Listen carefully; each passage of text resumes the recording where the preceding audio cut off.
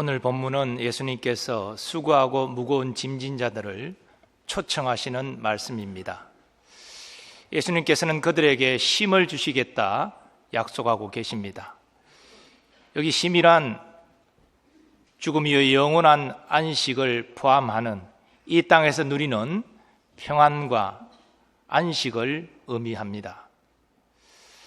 예수님께서는 일찍이 이 땅에 오신 목적을 그러한 의미로 함축하여 이렇게 표현하신 바가 있습니다. 내가 온 것은 양으로 생명을 얻게 하고 더 풍성히 얻게 하려는 것이라. 따라서 이 쉼은 행복을 의미하는 것으로 이해할 수 있겠습니다. 이 세상 사람들이 열심히 살아갑니다. 그것은 행복하기 위함입니다. 남들보다 더 많이 배우고 또 돈을 많이 벌고 높은 자리에 올라가고 이 모든 것들이 행복하기 위함입니다. 그리고 사람들은 죽음 이후에도 좋은 곳에 가기를 원합니다. 행복한 곳 가기를 원하는 것입니다. 그렇지 않는 사람은 한 사람도 없을 것입니다. 그러나 여러분, 사람이 열심히 배우고 돈 벌고 높은 권세를 차지한다고 정말 행복할 수 있을까요? 우리는 지식과 돈과 권세가 일시간 만족과 행복을 주는 것을 경험하기도 하지만 그것이 얼마 가지 못한다는 것을 다 경험하고 있습니다. 그래서 흔히 이런 말들을 합니다. 하루를 행복하려면 이발소를 가라. 일주일을 행복하려면 차를 사라. 한 달을 행복하려면 결혼을 해라. 1년을 행복하려면 집을 사라. 평생 행복하고 싶다면 정직하게 살아라. 이 말씀이 주는 여러 가지 의미가 있겠지만 저는 이 세상의 어떤 것으로도 그 행복을 계속 누릴 수 없다, 제한적이다, 그런 의미로 이해가 됩니다. 그리고 정직하게 사는 것이 정말 중요하지만 우리는 일생 정직하게 살지 못하는 우리 자신의 연약함을 알고 있습니다. 또 내가 정직해도 다른 사람의 부정직으로 오히려 내가 어려운 고통을 겪을 때도 있다는 것을 알고 있습니다. 결국 우리 힘으로 이 땅에서 안식과 행복을 누리는 것은 불가능하다는 것입니다. 자, 그런데 예수님께서는 이 불가능한 일을 행하시겠다 초청하고 계십니다. 수고하고 무거운 짐진 자들아 다 내게로 오라. 내가 너희를 쉬게 하리라. 이 수고한다는 것은 스스로 어떤 목적 때문에 지치고 힘들고 고통 속에서도 계속 행하는 것을 말합니다. 또 무거운 짐을 졌다는 것은 자해가 아니라 타의에 의해서 무거운 짐을 지고 지금 고통하며 행하는 상태, 이것을 의미합니다. 예수님 당시 유대인들은 그렇게 자이든 타이든 무거운 짐을 지고 고통 가운데 행하고 있었습니다. 먼저 저들에게는 율법의 무거운 짐이 있었습니다. 로마 당국이 부과하는 세금과 군역의 무거운 짐이 있었습니다. 또 그때도 악한 영의 역사로 말미암아 악한 영의 미혹과 다스림의 고통 가운데 그들은 있었습니다. 이것은 오늘날도 마찬가지입니다. 모든 사람은 자이든 타이든 무거운 짐을 지고 수고하며 힘들게 살아갑니다. 인생사 고행이라는 말도 있듯이 그 수고와 무거운 짐의 내용은 다를 수 있지만 우리 각자의 삶이 그만큼 힘든다는 거 아마 공감할 것입니다. 예수님은 그런 수고하고 무거운 짐진 자들에게 참 행복을 주시겠다 약속하고 계신 것입니다. 그런데 이어지는 말씀을 보면 예수님의 초청은 단순히 예수님께 나오는 것이 전부가 아님을 알 수 있습니다. 주님께서는 내가 주는 멍에를 메고 내게 배우라 이렇게 말씀하고 계십니다. 그리고 내가 주는 멍에 내게 배우는 것, 그것이 힘든 것이 아니다, 그렇게 말씀하고 계십니다. 주님께서 이렇게 말씀하시는 것은 인생의 무거운 짐을 지우게 하는 여타 사람들과 다르게 예수님은 그 마음이 온유하고 겸손하신 분이시기 때문입니다. 성경학자들은 이 예수님의 말씀이 당시 서기관 바리새인과 예수님을 비교하는 말씀이다 그렇게 이해합니다. 서기관 바리새인들은 어떤 사람들입니까? 그들은 율법을 철저히 지켜서 의로운 자라 자부했습니다. 사람들에게 율법을 지켜라고 가르쳤습니다. 그런데 저들이 가르친 율법, 저들이 지킨 율법의 내용은 진정한 하나님의 계명이 아니었습니다. 그 계명을 사람 임의로 해석한 장로들의 유전에 불과할 뿐이었습니다. 그리고 그들은 그 계명조차도 정말 온전히 지키지 못하는 연약함 가운데 있었습니다. 이런 의미에서 서기관 바리새인들은 자기도 제대로 지키지 못하면서 다른 사람에게 지키라고 강요하는 악하고 교만한 자들이었습니다. 하지만 온유하고 겸손하신 예수님이 지으시는 멍에는 쉽고 가볍다는 것입니다. 그리고 그 멍에를 예수님이 같이 지어주시겠다는 것입니다. 그것이 오늘 본문이 말하고 있는 의미인 것입니다. 그런데 예수님께서 자신을 온유하고 겸손한 자로 소개하시는 중요한 이유가 있습니다. 그것은 일찍이 선지자들이 메시아를 그런 모습으로 예언했기 때문입니다. 스가랴 선지자는 특별히 이렇게 메시아에 대해 예언했습니다. 시온에 따라 크게 기뻐할지어다. 예루살렘에 따라 즐거이 부를지어다. 보라, 내 왕이 내게 임하시나니 그는 공의로우시며 구원을 베푸시며 겸손하여서 나귀를 타시나니 나귀의 작은 것 곧 나귀 새끼니라. 주님께서 자신을 온유하고 겸손한 자로 소개한 것은 이처럼 선지자가 예언한 내가 메시아다라는 것을 간접적으로 밝히신 것입니다. 이처럼 예수님은 수고하고 무거운 짐진 자들에게 참된 행복을 주기 위하여 자신을 비우시고 종의 형체로 겸손히 이 땅에 오셨고 이 땅에서 행하셨습니다. 이런 내용들을 우리가 종합하면서 본문의 주님 말씀은 두 가지 측면에서 이해할 수 있습니다. 먼저 예수님께서는 아직 예수님을 구주로 영접하지 않는 자들을 초청하고 계십니다. 이것은 오늘날도 마찬가지입니다. 수고하고 무거운 짐진 인생들을 지금 예수님께로 초청하고 계시다는 것입니다. 오늘 하나님을 알지 못하는 사람들을 앞에도 잠깐 말씀드렸습니다마는 행복을 위해서 헛된 수고들을 하고 있습니다. 열심히 살지만 진정한 평안과 안식과 행복을 누리지 못하고 있습니다. 예수는 그런 자들에게 너희는 내게로 와 나의 멍에를 메고 내게 배우라. 그러면 참된 평안과 안식과 행복을 누리게 될 것이다. 이렇게 지금 말씀하고 계시다는 것이지요. 예수님께서 왜 이렇게 믿지 않는 자들을 초청하고 계십니까? 여기는 중요한 이유가 있습니다. 그것은 인생의 수고하고 무거운 짐의 근원이 죄이기 때문입니다. 사람들이 나름대로 열심히 살아갑니다. 그런데도 왜 진정한 행복을 누리지 못합니까? 죄 때문이라는 것이죠. 죄가 무엇입니까? 죄는 국가법을 어기는 것을 말하고 있지 않습니다. 윤리도덕 어기는 것을 말하는 것이 아닙니다. 죄는 하나님에 대한 불순종이요 하나님에 대한 반역입니다. 하나님과 원수가 되는 것입니다. 이 죄 때문에 하나님의 원수된 이 하나님과 불화된 이 상태 때문에 아무리 열심히 노력해도 인생의 진정한 행복을 누리지 못한다는 것입니다. 죄는 우리에게 저주를 가져왔습니다. 성경은 죄의 싹은 사망이라고 말합니다. 이 사망은 육체적 죽음이 전부가 아닙니다. 죽음 이후에 영원한 저주와 형벌을 포함하는 것이 이 사망의 형벌입니다.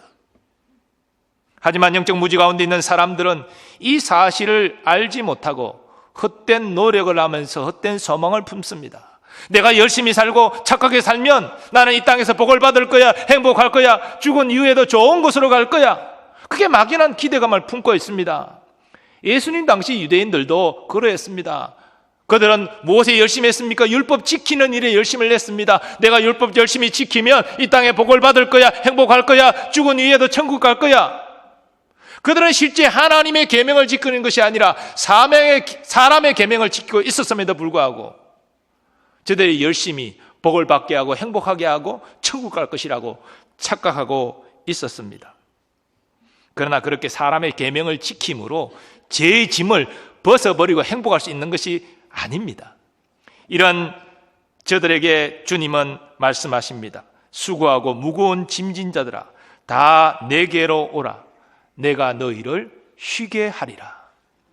이 주님의 초청의 말씀은 다음의 말씀과 같은 내용입니다. 하나님이 세상을 이처럼 사랑하사 독생자를 주셨으니 이는 그를 믿는 자마다 멸망하지 않고 영생을 얻게 하려 하심이라. 진정한 안식과 행복은 하나님과 원수된 관계가 화해되어야 된다는 것입니다. 그 화해자로서 하나님은 독생자 예수 그리스도를 보내주셨고 그를 믿는 자마다 멸망하지 않고 영생을 얻게 하신다 약속하고 계신 것이지요. 사도 요한은 하나님께서 독생자를 통해서 그렇게 하신 것이 죄인을 향한 하나님의 사랑이라고 증거합니다. 사랑은 여기 있으니 우리가 하나님을 사랑한 것이 아니요 하나님이 우리를 사랑하사 우리 죄를 속하기 위하여 화목제물로 그 아들을 보내셨음이라. 우리는 세상에서 수고하고 무거운 짐진 자들에게 이 화목자 되신 예수 그리스도를 전해야 됩니다. 하나님과 화해되어지고 하나님의 자녀가 되는 거기에 인생의 진정한 평안과 행복이 있습니다. 우리는 알려야 된다는 것이지요. 두 번째로 오늘 본문은 하나님의 자녀된 우리를 초청하시는 주님의 말씀으로 이해할 수 있습니다. 물론 우리는 예수 그리스도를 구주로 믿고 죄의 짐을 벗어버린 자들입니다. 하나님과 화해된 하나님의 아들, 딸들입니다. 우리는 더 이상 마귀의 종이 아니라 하나님의 종이 되었습니다. 죄의 종이 아니라 의의 종이 되었습니다. 근데 우리 현실을 보면 하나님의 종인 우리가 마치 마귀의 종처럼 살아갈 수 있습니다. 의의 종인 우리가 죄의 종처럼 살아갈 수 있습니다. 이렇게 불순종하며 살아가면 우리는 자녀이지만 하나님이 주시는 평안과 행복 누릴 수 없습니다. 거기에 더하여서 우리 믿는 자들도 이 땅 살아가면서 여러 가지 수고하고 무거운 짐을 지고 살아갑니다. 가족을 위해서 열심히 생업전선에 뛰어들어 행하지만 수고의 열매를 제대로 거두지 못할 수 있습니다. 인간관계에서 나는 선하게 되어 있지만 악으로 내게 갚고 나를 비방하는 이런 억울한 일을 당할 때도 우리의 삶 가운데는 있습니다. 다 인생의 고통입니다. 그런데 주님은 이런 우리를 부르고 계십니다. 내가 너에게 참된 평안과 안식과 행복을 주겠노라 말씀하고 계십니다.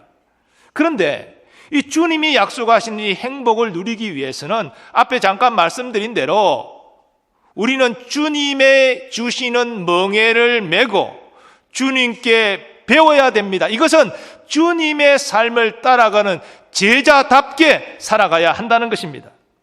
이와 관련해 주님은 말씀하셨습니다. 아무든지 나를 따라오려거든 자기를 부인하고 날마다 제 십자가를 지고 나를 따를 것이니라. 우리가 잘 아는 말씀인데요, 여기 날마다라는 것이 중요합니다. 날마다 우리를 부인해야 됩니다. 우리를 부인한다는 것이 무엇입니까? 하나님이 원치 않는 헛된 욕망들, 우리 안팎에 일어나는 죄의 유혹들, 이걸 부인하고 물리쳐야 된다는 것이죠. 매일매일 그렇게 해야 된다는 것이죠. 더 나아가 매일매일 우리는 우리의 십자가를 지고 가야 됩니다. 한마디로 말하면 말씀 앞에 순종하며 사는 것이지요. 이걸 매일매일 살아갈 때 제자답게 살아가는 것이고 거기에 주님이 약속하신 진정한 행복이 온다는 것입니다. 물론 이 땅에서 완전히 자기를 부인하고 자기 십자가를 지고 살아가는 사람은 없겠지요. 구약의 위대한 인물 아브라함도 그렇게 못 살았습니다. 다윗도 마찬가지입니다. 신약으로 와서 베드로, 바울 사도도 저들의 인간의 연약함을 다 가지고 있었고 넘어지고 실족하고 범죄했습니다. 완전한 사람은 이 땅에 없습니다. 그래서 하나님은 회개의 특권을 우리에게 주신 것이지요. 우리가 넘어질 수 있지만 다시 회개함으로 다시 시작할 수 있다는 것입니다. 이것이 자녀가 받은 특권이지요. 그래서 우리는 다시 자기를 부인하고 자기 십자가를 지고 주님을 따라갈 수 있는 것이지요. 그리고 그 가운데 주님이 약속하신 평안과 행복을 우리는 누릴 수 있게 되는 것입니다. 자, 그렇다면 우리가 매야 할 멍에, 날마다 져야 될 십자가, 이것이 과연 구체적으로 무엇입니까? 여러 관점으로 말할 수 있겠지만 저는 구약의 백성들, 예수님 당시 유대인이 지고 있었던 무거운 짐, 이 율법의 멍에에 대비해서 사랑의 멍에로 이 시간 말씀을 드리고자 합니다. 여러분과 저는 하나님의 놀라운 사랑을 받았습니다. 예수 그리스도 안에서 구속함을 입고 하나님의 아들, 딸들이 되었습니다. 이 은혜는 그 무엇으로도 우리는 갚을 수 없습니다. 그렇다면 최소한 이런 은혜와 사랑을 베풀어 주신 우리 하나님의 뜻에 따라서 우리가 살아가는 것, 최소한의 우리의 도리가 아니겠습니까? 그렇다면 우리는 하나님의 뜻이 무엇인지를 밝히 알아야 되는데, 예수님께서는 하나님의 계명을 압축하여 우리에게 가르쳐 주셨습니다. 무엇입니까? 하나님 사랑, 이웃 사랑이죠. 우리의 생명을 다해 하나님을 사랑하고 이웃을 내 몸과 같이 사랑하는 것, 이것이 율법의 모든 강령이라고 말씀하셨는데, 그것이 바로 우리가 행해야 될 하나님의 뜻이라는 것입니다. 이런 의미에서 하나님을 생명 다해, 주 예수님을 생명 다해 사랑하는 여러분 되시기를 축복합니다. 그 중요한 것이 예배입니다. 이 예배가 무엇입니까? 하나님께 우리의 사랑을 표현하는 것입니다. 하나님 사랑합니다. 예배가 그것입니다. 하나님 사랑합니다. 우리가 고백하면 하나님은 나도 너를 사랑하노라. 이 사랑의 교통이 예배의 핵심이에요. 하나님을 사랑하는 우리의 마음이 여기 없고 하나님의 사랑이 느껴지지 않으면 이건 예배라는 종교 형식에 불과할 뿐입니다. 그래서 우리는 예배에 목숨을 걸어야 되는 거예요. 여기에 우리의 사랑을 고백하고 하나님의 사랑을 경험하고 그 사랑의 힘을 입고 또 세상에서 승리하며 살아가고, 그것이 예배입니다. 그러므로 예배를 우리는 간절히 사모하고 예배 가운데 하나님의 사랑을 우리가 표현하며 그 사랑을 힘입어야 될 줄 믿습니다. 또한 우리는 이웃을 내 몸과 같이 사랑해야 합니다. 여기에도 주님은 순서를 주셔서 믿음의 지체들에게 우선 사랑을 베풀라 말씀하셨습니다. 그래서 우리는 서로를 존중하고 배려해야 됩니다. 서로를 아끼고 서로를 위하고 서로를 섬겨야 됩니다. 예수 그리스도 안에서 우리는 한 몸 지체가 되었다는 것이죠. 영원한 생명의 가족이 되었다는 것입니다. 그리고 더 나아가 믿지 않는 이웃까지도 사랑하라. 어떻게? 너의 몸같이 네가 네 몸을 아끼듯이 이웃을 사랑하라. 주님 말씀하셨습니다. 사랑하는 여러분, 우리 주위에 도움이 필요한 믿지 않는 이웃들이 있습니다. 여러분이 할 수 있는 대로 최선 다해 그들을 섬기는 것, 하나님 앞에 순종하는 것이고 주님이 주신 멍에를 지는 것입니다. 우리는 값없이 받았습니다. 베풀 때도 값없이 베푸는 것입니다. 그런데 마땅히 해야 될 그 이웃사랑에 주님은 기뻐하시고 우리에게 복을 주시는 것이지요. 오늘 주님 말씀하신 참 안식, 진정한 평안과 행복, 우리는 거기서 경험할 수 있는 것입니다. 자, 그런데 주님 말씀하십니다. 내 멍에는 쉽고 내 짐은 가벼움이라. 어떻게 생각하면 좀 이해가 안 됩니다. 우리가 예배에 생명 걸고 열심히 예배드리는 거, 이게 쉽고 가볍다? 정말 이웃을 사랑하는 거, 내 몸과 같이 사랑하기 위해서는요, 내 마음에 들지 않는 사람일지라도, 때론 나를 비방하는 사람일지라도 원수까지 사랑하라 그러셨으니까 품어야 되는데, 그게 과연 쉬운 일일까? 또 이웃을 섬긴다는 것은 물질이 들고 시간이 들고 정성이 들어가야 되는데 이게 쉬운 것일까? 가벼운 것일까? 결코 그렇지 않을 것 같은데 주님은 어떤 의미로 이런 말씀하신 것일까? 우리는 의아심을 가지게 됩니다. 이 주님의 말씀을 바르게 이해하려면 예수님께서 이 땅에서 어떻게 행하셨는지를 잘 살펴봐야 합니다. 우리 복음서를 통해서 예수님이 이 땅에 어떻게 섬기셨는지, 사역하셨는지 잘 알고 있습니다. 근데 그 말씀을 읽어보면 예수님이 힘들다, 괴롭다 이렇게 하셨습니까? 전혀 그렇지 않습니다. 정말로 주님은 긍휼히 여기는 마음 더하게 하여 기쁨으로 섬기시고 베풀고 함께 하신 것을 우리는 보게 됩니다. 어떻게 주님은 그것이 가능했을까요? 그것은 바로 하나님과 늘 사랑의 교통 가운데 계셨다는 것입니다. 왜 예수님이 새벽 미명에 일어나 한적한 곳으로 나아가 기도하셨습니까? 하나님과 성부 하나님과 교통하시는 것이죠. 아버지요, 오늘도 내가 해야 될 일이 이렇게 많은데 나의 힘으로 어떻게 감당합니까? 주님 내게 그 사랑과 은혜와 능력을 부어주십시오. 그래서 성경에 보면 하늘 아버지께서 독생자 예수 그리스도에게 성령과 능력을 기름부터 부으셔서 그가 돌아다니시며 선한 일을 하셨다라고 증거하고 있는 것이지요. 바로 하나님이 주시는 사랑과 능력을 힘입어서 주님은 감당하신 것입니다. 그러므로 예수님의 성령 충만은 사랑 충만, 능력 충만인 것인데 우리에게 이것이 필요하다는 것입니다. 그러므로 우리는 주님의 사랑을 받아야 됩니다. 우리 힘으로 하나님이 생명대에 사랑하지 못합니다. 이웃 내 몸과 같이 사랑하지 못합니다. 하나님의 사랑과 능력이 공급될 때에만이 비로소 우리는 생명다에 하나님이 사랑합니다. 그 예배자로 설 수 있고요, 이웃을 내 몸과 같이 때로는 원수 같은 사람일지라도 품을 수 있는 것이지요. 그건 우리의 능력이 아니에요. 하나님이 주시는 그 사랑과 능력의 힘으로 감당할 수 있는 것입니다. 날마다 예수님처럼 하나님 앞에 나아가 하나님의 사랑으로 충만해지는 여러분 되시기를 축원합니다. 십자가 예수님 안에 나아가서 그 예수님 안에서 어떤 사랑을 하나님이 베푸시는지를 깊이 묵상하고 그 사랑을 덧입는 여러분 되시기를 축원합니다. 사도 요한은 그 사랑을 힘입어 행할 때 주의 계명을 지키는 건 힘든 것이 아니다, 그렇게 말했습니다. 하나님을 사랑하는 것은 이것이니 우리가 그의 계명들을 지키는 것이라. 그의 계명들은 무거운 것이 아니로다. 여러분, 진짜 하나님 사랑하면 하나님 계명 지킵니다. 그리고 하나님을 계명을 지킬 때 사랑함을 힘입고 지키면 힘들지 않습니다. 오히려 기쁨입니다. 또 사도 요한은 예수님의 말씀을 이렇게 전합니다. 나의 계명을 지키는 자라야 나를 사랑하는 자니 나를 사랑하는 자는 내 아버지께 사랑을 받을 것이요 나도 그를 사랑하여 그에게 나를 나타내리라. 아멘. 여기 영적 생활의 비밀이 있는 거예요.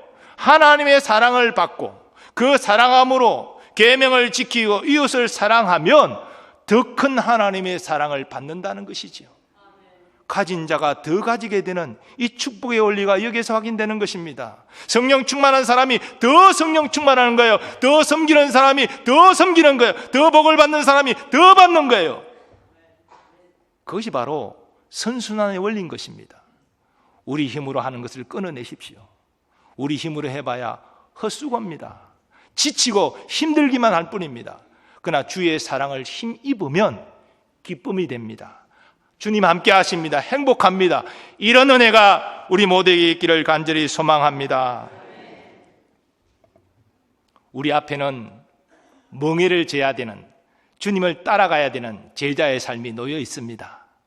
그러나 어떤 사람은 자신의 힘으로 그 멍에를 지고 예수님을 따라가려고 합니다.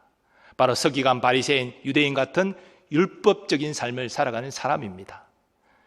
그것은 점점 자기를 지치고 힘들게 할 뿐이지 진정한 평안과 기쁨이 거기에 없습니다. 반면에 주님이 주시는 멍에를 메고 주님을 따라갈 때 자기 힘으로 따라가는 것이 아니라 주님, 나는 연약하고 부족하오니 주님 나를 도와주세요. 주님 앞에 나아가 간절히 엎드려 간구하면서 주님의 사랑을 힘입고 그 사랑으로 충만해서 사랑함으로 감당하는 이들이 있습니다. 이 사람들이 진짜 주님과 동행하는 사람들이고 정말 하나님을 생명다해 사랑할 수 있는 사람이고 이웃을 내 몸과 같이 사랑할 수 있는 사람들입니다. 이 사람들이 영적 생활을 하는 사람들이고 여기에 주님이 주시는 평안과 안식과 행복이 있는 것입니다. 우리 모든 교우들이 나의 힘으로 신앙생활하는 것이 아니라 주님이 공급하시는 그 사랑의 힘으로 신앙생활할 수 있기를 바랍니다. 거기에 주님이 함께 하십니다. 거기에 마음의 평안이 있고 거기에 기쁨이 있으며 거기에 진정한 행복이 있습니다. 이런 은혜를 다 누리시기를 예수님의 이름으로 축원합니다.